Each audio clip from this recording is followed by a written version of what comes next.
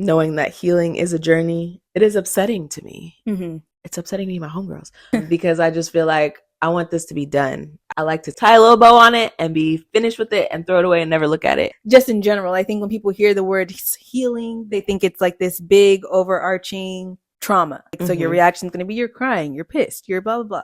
But it could just be that now you just have a lot of intrusive thoughts. And it's literally because your brain is functioning. Well, right. And I had to realize my brain is like a computer, right? So the same way Word or your text messages start to predict what you're going to say next, your brain is going to predict what you would think next in some of these situations based on what you used to do. I don't know. Would we schedule our time to go out to eat? No. I don't think so. This is Sistas Declassified, the podcast where Taylor and Taryn, your virtual sisters, share experiences, insights, and of course the juicy secrets that never leave the sister circle. So shh, listen up. The Declassified convos are starting now. Welcome back to Sistas Declassified. We're the real life sisters who start a podcast instead of letting our relationship go to shit. But before we get started, don't forget to like and subscribe for your weekly dose of Declassified moments. All right, let's get into our declassified moment for today. No filter, no fluff. Healing is the strength to keep moving through the mess, even when it's not perfect on the outside. Note to self. No, but for real, like, I am, we were talking about this offline. I am someone who is like waiting for the day when things just stop bothering me so that I could be the next version of myself, or like waiting for things to be perfect or feel the most perfect and only have positive emotions and not be triggered by things. But like, unfortunately, that's just not real.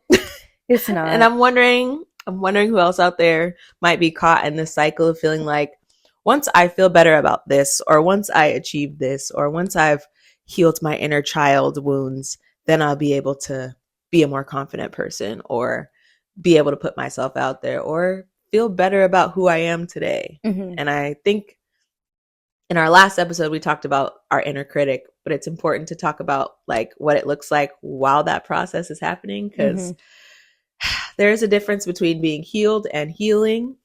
And the truth is, it's like compartmentalized almost, right? You might be healed in some areas and healing in others. Right. And it's just a bit of a journey.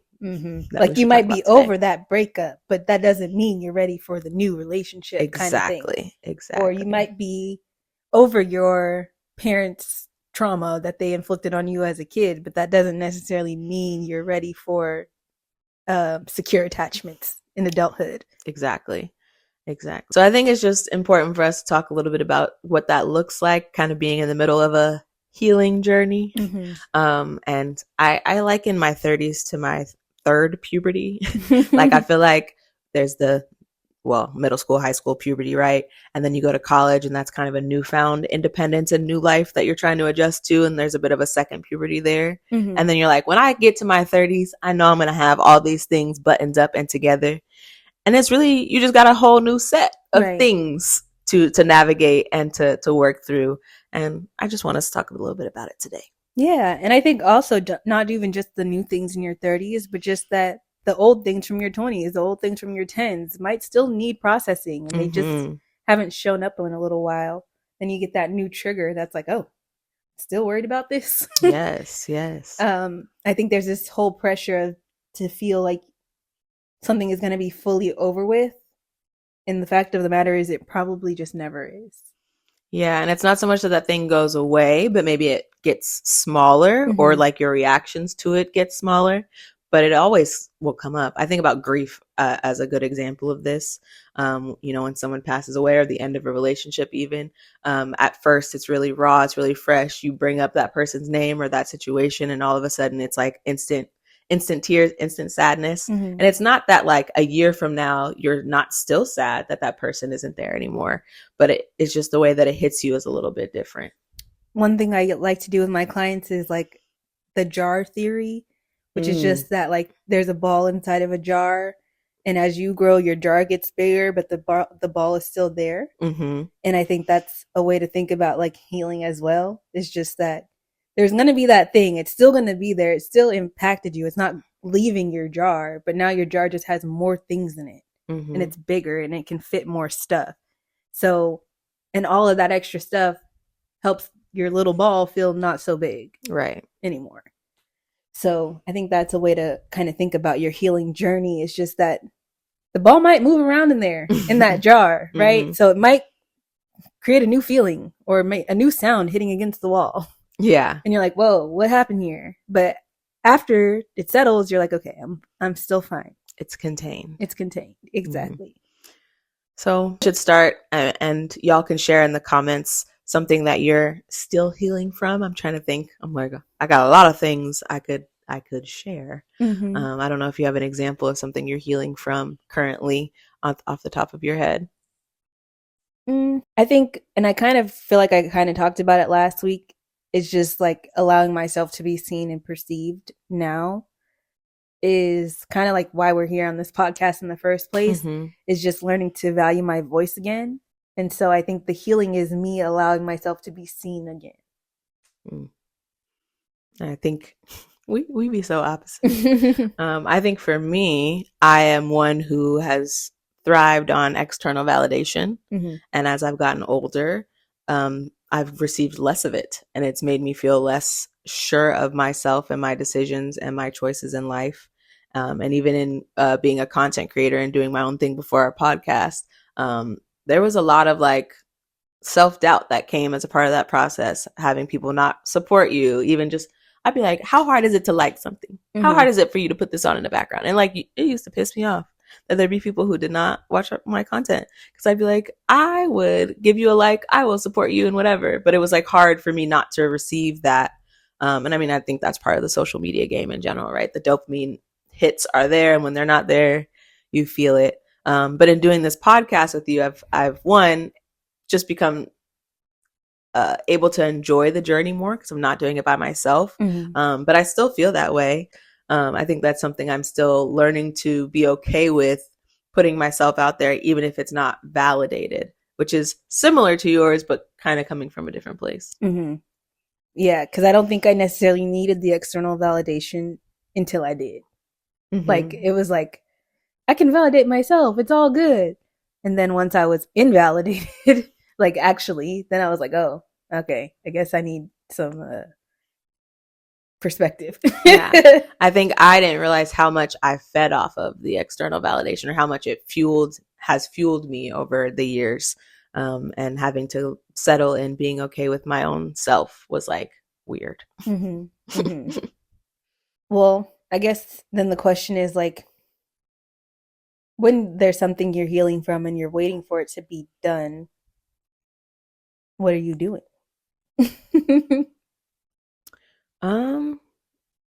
Well, I think if we're still talking about, like, for me in content creation, I've shifted. So there was a lot of focus on me and doing my own thing. I wanted to make it by myself. And then when you suggested starting this podcast, I looked at it as an opportunity to try something from a different angle.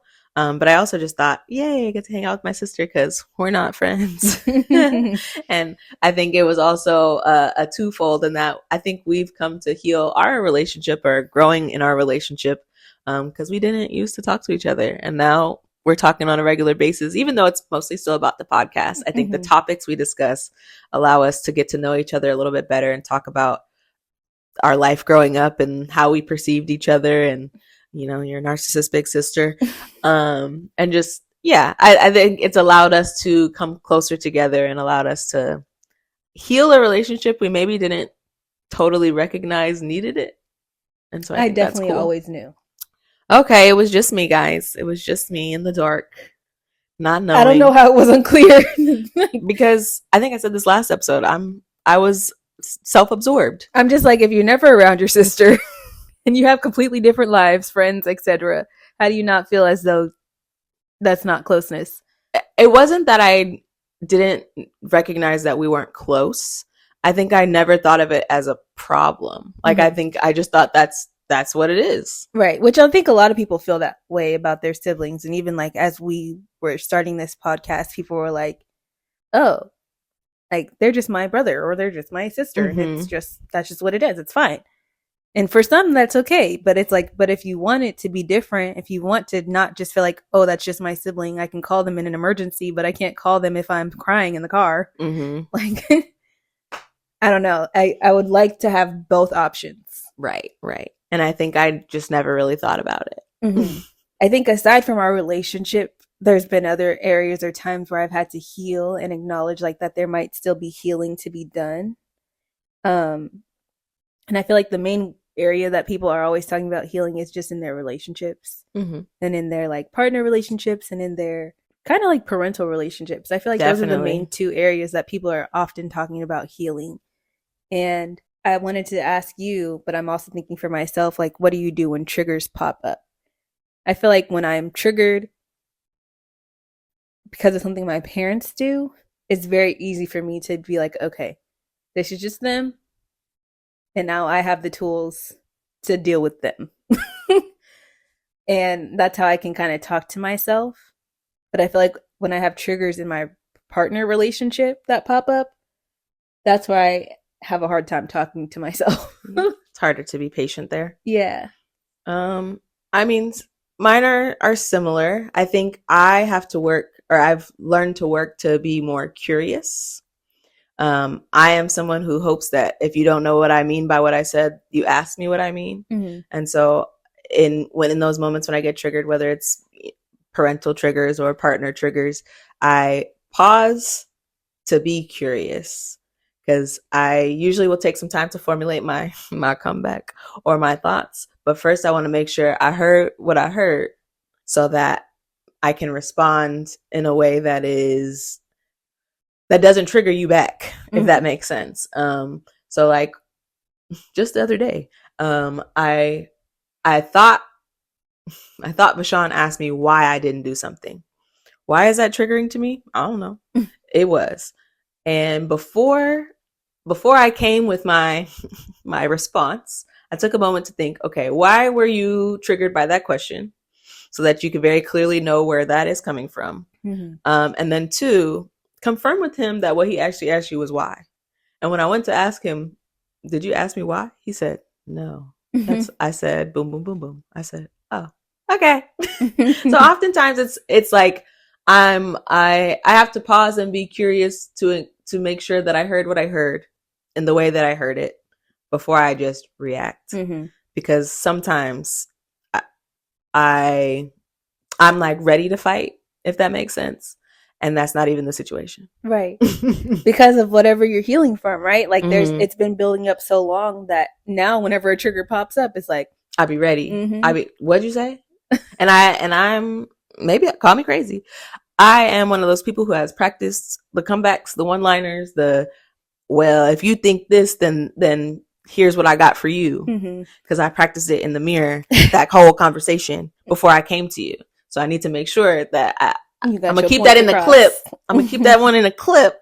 But first, let me make sure that that's actually the conversation we're having. Because I've put my foot in my mouth before, being too ready to pop off. And that's not even what we were talking about.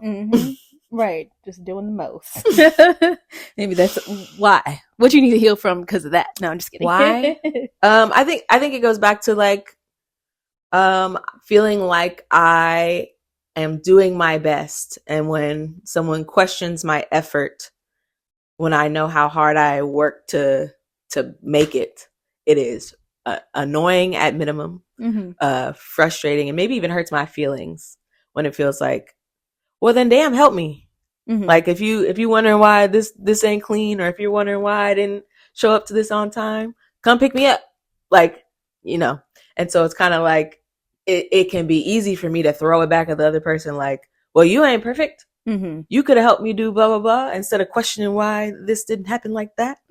When really that's usually not even the energy people are coming at me with, but I just be so ready to be defensive, right, and explain away why it is exactly how it is versus just chilling out. Yeah. Kind of what I'm hearing is just like using your emotional trigger as a signal, right? Because that's what triggers are really supposed to be. It's like a signal for you to check in with yourself. Why am I getting irritated? Why am I getting mad? Why am I sad? When it used to be, my triggers were a cue to pop off. Who are you talking to, and why are you talking to me like that? Right. Because who are you? Exactly. Which that's most of our mode of operation, right? It's like we're triggered and you caused it. Yep. So you gonna get this heat. Yep. But now I think the point that I'm at is just navigating like, okay, I'm feeling something. Why? Mm-hmm. Mm-hmm. And then how can I operate effectively after this feeling that I'm having? Right. And I think something that I think you're good at is letting go after that. Mm-hmm. Because sometimes I still need to talk it out. I still need to get to the thing. Even if I know that the why was on me, I still need to discuss it with you to see how we could not necessarily avoid the trigger, but just to make sure that the other person understands this is something I'm working on. And occasionally my response might not be the most productive. Right. And just so you know, and in the hopes that maybe you could also consider not triggering me. Right. And it's a two-way street because it's relationships, whether it's with your parents or your friends or partner, whoever. And sometimes people are not healed enough to change the way that they talk to you or address you either. And that's where you maybe make a decision around your boundaries with that person, or how much time you spend with that person. Because if the types of conversations you can have with them. Exactly. Because if I know these things trigger me, and if you are set in speaking this way or talking about this thing in this way or what have you, then we shouldn't talk about it. Right. Like if you still want a relationship with that person, right? Like everything doesn't have to be talked about. Like if I know that I believe this about politics and you believe that, and we are never going to get to a middle ground, but in every other area we can have great conversation and great, like, I don't know, connection, then I'm gonna just decide that triggers me. It triggers you. I'm good in that space. Now, that could also heal a relationship, right? Because that could be the area where you guys are just not aligning, but you keep on bringing it up. Like, why do you keep talking about that thing if we don't agree? Why are you trying to get me to be on your side, or vice versa? Now, that's just a politics thing. Now, if we're talking about like the way you need to be treated in a relationship, right, or the way you need to be acknowledged, now that's a different story. So if they're bringing up something that is triggering you, you can reflect and figure out why it's triggering you, but then you also do need to communicate to them to not trigger you or to at least be actively trying. Right. Actively trying. That's always very helpful. And you can recognize when someone says something, then you have a little silent signal, whether it be like a or a code word, pineapple, like that. Ooh, that stung a little bit. Can you rephrase? Yeah, because ultimately, I think healing doesn't mean trigger free, right? Like even when I wish it did. Even when you're healed from the hardest time, right? There could be something that you haven't come across yet that now creates a trigger you didn't even know you had. And so it's just like, what is your emotional fortitude to deal with that trigger after? Yeah, I feel like in this new season, in my new job, I am triggered by things that didn't used to bother me as much. Like, and this is gonna sound real stupid. Like, why do they call me? Why are they emailing me? Why? Getting calls and emails is a part of working. And you're like, and kind of somebody's boss. I'm nobody's boss, but you are. I messed around and got a little important, and now people be asking me for stuff or coming to me with questions, and I have to, one, recognize that that's what I signed up for, but two, find ways to make sure that I don't make my stress other people's stress, because this is a part of what I signed up for. And so I have to figure out ways to like ask people for space, or ask them when they need to have an answer by, or when they would like to have an answer by, so that I'm not immediately responding from my triggered, heightened emotional self. You're embracing where you're at right now, which is, I know that I'm really annoyed. Oh, yes. By all of these things. So how can I set myself up for success a little bit? Exactly.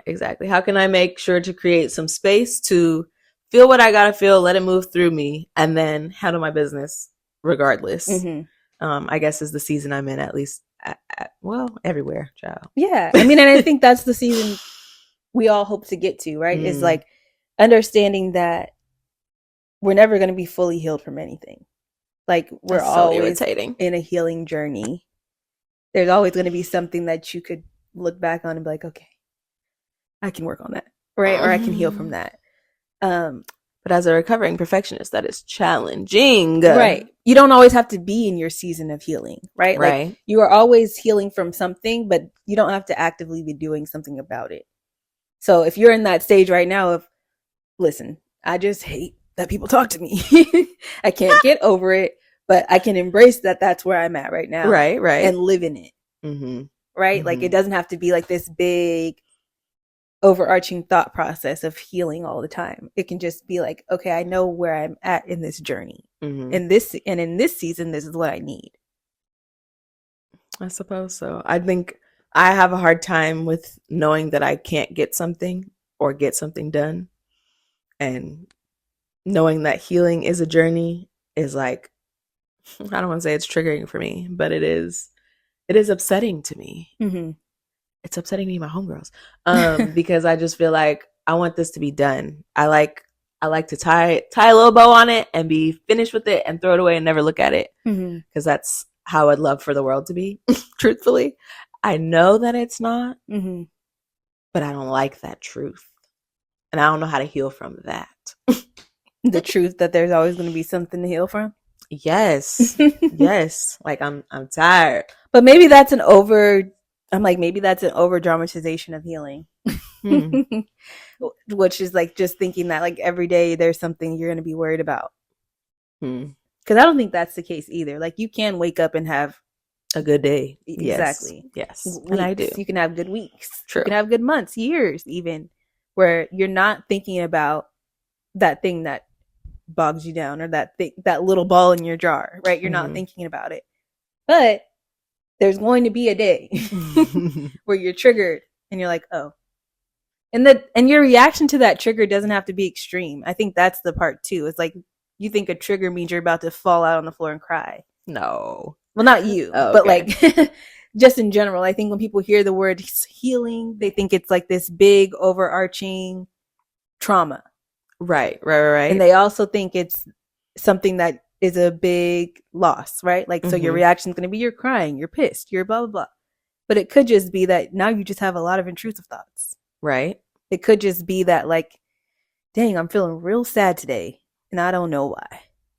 And it's because like this morning I stumbled across the crossword puzzle and it made me think about my Nana, like very something similar. Like you're just easily triggered. It doesn't mean it ruined your whole day, but you sat and you thought about it for a bit. And so I think that's where it's like healing is long term. Yeah. And I guess to that point, it's good to recognize maybe how long it takes you to bounce back from those sort of things. Exactly. Right. Like at first when you come across the crossword, it might have shifted your whole day. And maybe now it was about 5 minutes, right? Where you're just like, dang, I'll do this crossword. But I feel like it's easy to tap into the sad emotions when it's like really, really fresh. But as you continue to heal, you can think about the happy parts too. So Definitely. Like it might be like now you see the crossword and you get sad because in your jar, there's still that feeling there. But there's room for happiness there too to go, my Nana taught me how to do crosswords and now I love crosswords and I do them all the time. And it can be more of a happy or a positive thought than just a sad emotional trigger. Yeah, because Nana, I'm making your pound cake and everybody telling me it tastes better. No, just kidding. Ooh, don't get in trouble. Just kidding. Don't get in trouble. That's not what they say. They you just can't say make me really some good. tea cakes though. But I think right, like that makes me like feel very connected and excited. Like, okay, I'm doing it. Right. And so it doesn't have to be a sad thing anymore. Like, oh, dang, I make these by myself now. No, but see, like it actually is making me sad if I talk about it long enough. Healing is a process. Anyways, see, we were good for a second. Then we started talking too far. And then the journey told us we weren't done healing. But I think the point that we're just trying to make is that healing could be kind of like doing your braids or a fresh beat, right? Like when you do those first couple of braids, you don't know if it's going to hit. You don't know if it's going to look good. Or same when you start with that contour and the concealer, it looks kind of a mess. But once you get to the end result, you feel really good. You feel like it looks wonderful. And then what? You got to wash your face, wash your hair, and do it all over again the next day. Period. So I think that is just the way to think about healing, right? Like you're going to think and feel real good for a while. And then something might come up where you gotta wash your face or do your hair again, right? Mm-hmm. Something that makes you feel like, dang, I thought I was over this. But no, I gotta do it again. Because it's still in your jar. It's still in your jar. And I think the thing is just embracing that it's still in your jar, accepting that emotions are okay, right? I think they're just reminding you that you're alive and that you still have feelings. Because I wonder how I would feel if I wasn't triggered. Empty. Right. Like, what would that be like if, like, after you broke up with someone, you really didn't give a fuck? Like, if after somebody died, you really were just like, all right, our time was over. Yeah. I mean, I think my perception of that is that it would be sad, right? I guess you don't feel anything, but that saddens me because I feel like that's part of our humanity is to be able to feel connected to people, to things, like spiritually, I guess you could say. And knowing that like folks' spirits and essence lives on in our memories of them. Or even the positive times, right? Maybe the relationship wasn't always sunshine and rainbows, but being able to hold on to the good feelings is nice, and just reminds you of like the importance of connection and building relationships and being human. Right. It's just, yeah, that if we don't experience those triggers, if we don't have those feelings, then we're just kind of, what do we have? Right. We could still have happiness without triggers. But then we don't necessarily know how much we care. I'm like, can you have one and not the other? I don't know. I would think not, right? Like, you can be happy and content for a moment, but eventually you're going to need something. Yeah, and I mean, truthfully, all emotions are fleeting. Yep. So you ride the waves of the emotions, right? They come and they go. And it's up to you to, I guess, choose which ones you stick with, which ones you let kind of stick to you, and which ones you hold on to for how long, right? Because it might feel good to some to hold on to the negative emotions and sit in that pity party, like you say, whereas and it could be because you feel more comfortable there. That's what you're used to. Definitely. That's what's familiar to you, and those happier emotions or more positive emotions don't feel as comfortable because you haven't given them enough time to settle on you. So maybe take some time to think about where you usually sit. I know where I sit. Yeah, where you usually sit and how quickly you bounce back, I think, from your trigger. Because if you can acknowledge for yourself and not be upset at yourself when you get triggered, but just acknowledge that you are, and just ask, like, why am I triggered? And if I can't talk, and if it's triggered by someone, what can they do to support you too? I think is another thing to ask yourself. Without putting all the pressure on them, because I think that can be hard too if you're expecting someone else to heal you. Right. Because I mean, healing isn't just about like fixing what's wrong, but it's also about embracing what's growing in you. So being able to recognize that I was triggered and looking at how you respond now versus how you used to respond. Would hopefully indicate that there's some growth going on and that you are moving in a direction that you would be happy with. Yeah, because I definitely, when I used to be triggered by things, if it popped in my head, I'd be like, get out of my head. Leave my head. I don't want to think about you. And I realized that was causing me to have more thoughts about it, right? Because of my visceral reaction to the fact that it was even in my head, and how dare my head. Right. How dare I even be reminded of this? Right. Like negativity. Right. No, really. And so, but once I just learned that, first of all, thoughts come and go as they like. And you can't control when something rolls into your head, but you can control your reaction to it. And every time I was having that visceral reaction, I was actually teaching my mind to think about it more versus just saying like, okay, that thing popped in my head, moving on. Right? Like it's okay. Right. Like, I don't actually have control over this. Look at it on a cloud and watch it fly away. There go those therapy techniques. But it really does make a difference. Or like just saying, self, why did that pop in my head? Oh, because of this? Or, oh, we used to do this? Right. Or I'm at a place we used to go. Right. Like I think about, driving, when you drive around certain places, or like driving around an old neighborhood that you used to be in, or a place you used to hang out with a certain person, or where you used to have a a certain life, right? I think even like driving by my old gymnastics gym, that's just down the street, I'd be like, so many memories, so many thoughts. Sometimes they're good, sometimes they're not. Exactly. I think that's just kind of something to not judge yourself for, because I think I was judging myself a lot for like, why am I still thinking about this, or why is this coming in my head? And it's literally because your brain is functioning. Well, right. And I had to realize my brain is like a computer, right? So the same way Word or your text messages start to predict what you're going to say next, your brain is going to predict what you would think next in some of these situations based on what you used to do. So, and it's just an association machine. So once these things are connected, it can be hard to break those former connections or make new connections. Exactly. So that was the realization I had to have on what healing means and what it looks like for me, and that it's okay for my brain to create thoughts for me that I don't want to have. And I'm working on making sure that I remember that healing is not something that's just finished when I've landed on a positive note, right? Knowing that it can come back and show itself again, and being okay with the fact that it's there and that that's part of the cycle of life. Cycle of life.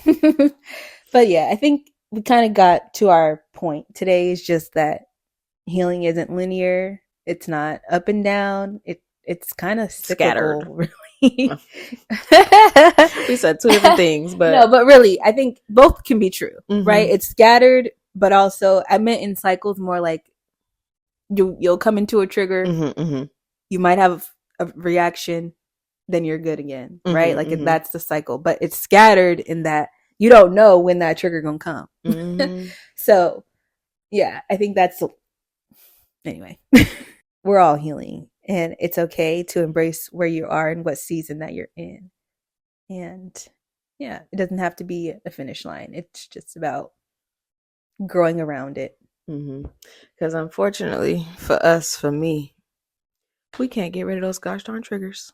Not none of us. But that's all right, because we could be triggered all together and just kidding, no.